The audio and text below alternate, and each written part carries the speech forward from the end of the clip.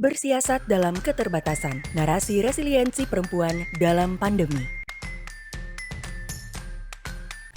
Pandemi membawa implikasi berbeda terhadap laki-laki dan perempuan, seperti ditunjukkan oleh kajian Komnas Perempuan tentang dampak PSBB pada hak konstitusional perempuan.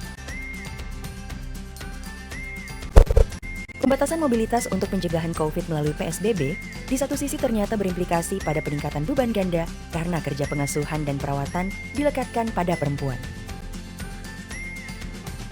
Juga resiko kekerasan terhadap perempuan yang diduga telah meningkat karena stres dan pembatasan mobilitas, dampak ekonomi, dan beban ganda.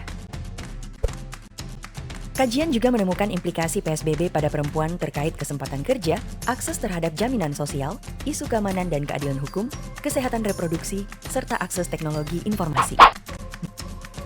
Namun, perempuan tidak bisa disebut sebagai pihak yang pasif.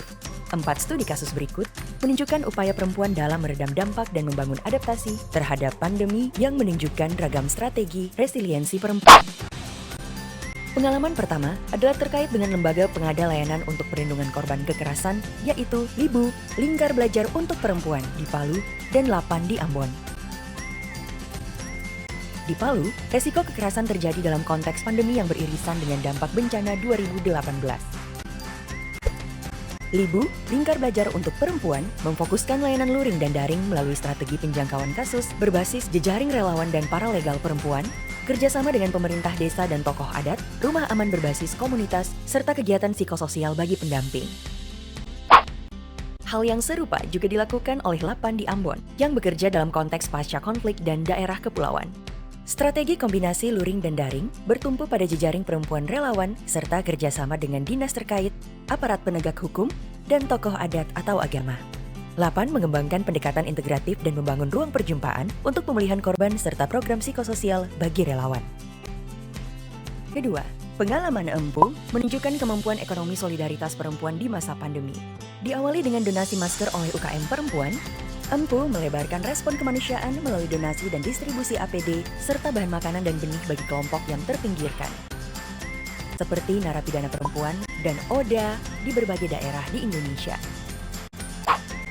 Donasi dilaporkan melalui media sosial untuk membangun akuntabilitas. Empu juga melakukan pemberdayaan bagi 201 perempuan bakul jamu seperti di Sragen dan Ambon. Bekerja sama dengan Badan POM, Empu melakukan pendampingan bagi bakul jamu tentang produksi dan kemasan sesuai protokol COVID. Selain peningkatan pendapatan, pemberdayaan meningkatkan kemampuan adaptasi terhadap pandemi dan menaikkan posisi tawar bakul jamu. Ketiga adalah dapur umum yang diinisiasi oleh Solidaritas Pangan Jogja. Berawal dari pemetaan sosial dampak pandemi pada kelompok miskin kota, dapur umum yang diawali di satu rumah kemudian berkembang menjadi 15 dapur umum dalam waktu 1 bulan. Nasi bungkus yang rata-rata berjumlah 100 hingga 200 bungkus per dapur umum didistribusikan pada kelompok miskin kota seperti perempuan buruh gendong dan tukang becak sepanjang Maret hingga Agustus 2020.